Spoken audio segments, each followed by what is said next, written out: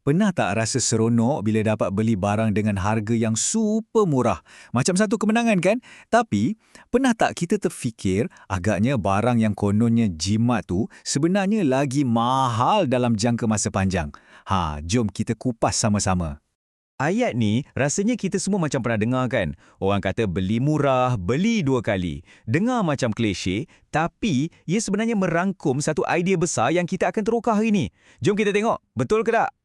Baiklah, kita mulakan dengan bahagian pertama, mitos jimat cermat. Kat sini, kita nak cabar sikit idea yang mengatakan harga paling rendah tu sentiasa pilihan yang paling bijak.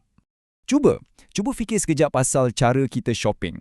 Bila kita nampak dua barang yang lebih kurang sama, satu murah gila, satu lagi mahal sikit, mana satu yang biasanya kita akan capai? Adakah tanda harga tu jadi penentu segala-galanya untuk kita?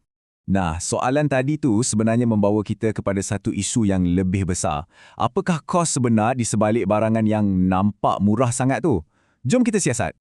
Okey, cuba tengok ni. Slide ni tunjukkan dua cara fikir yang sangat-sangat berbeza. Sebelah kiri, kita ada mentaliti harga rendah. Yang penting, jimat sekarang. Itu je. Sebelah kanan pula, mentaliti nilai jangka panjang. Ini pasal fikir lebih jauh. Fikir pasal ketahanan barang tu.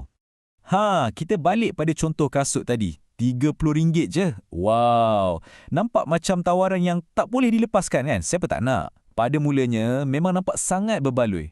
Tapi, inilah realiti dia yang kita selalu terlepas pandang. Kos sebenar kasut tu bukan RM30.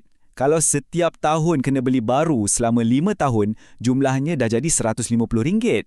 Tiba-tiba, harga RM30 tu dah tak nampak murah lagi kan? Jadual ni tunjukkan semuanya dengan lagi jelas. Tengok perbezaan ni. Kasut murah, kosnya RM150 untuk 5 tahun. Kasut yang lebih berkualiti, walaupun harga asalnya RM120, tapi bila kita bahagikan, kos tahunannya cuma RM24. Jadi apa poin dia? Sebenarnya, kita jimat RM30 dalam jangka masa panjang bila kita beli barang yang nampak lebih mahal pada mulanya. Kan?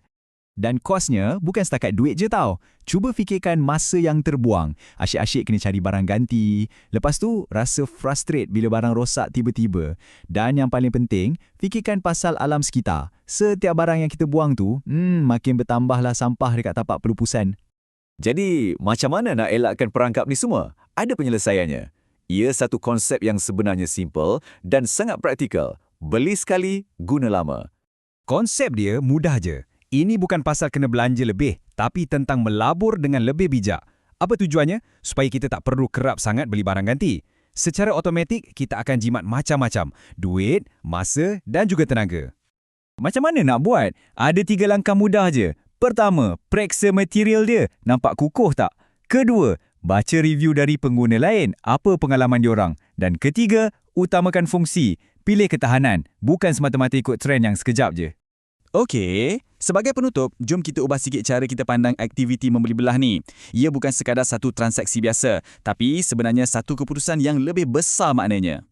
Inilah dia perubahan minda yang paling penting sekali. Setiap kali kita beli sesuatu, jangan fikir ia sebagai perbelanjaan. Cuba fikirkan ia sebagai satu pelaburan. Pelaburan untuk keselesaan kita, untuk kecekapan, dan untuk kualiti hidup kita seharian. Jadi, saya nak tinggalkan anda dengan satu soalan.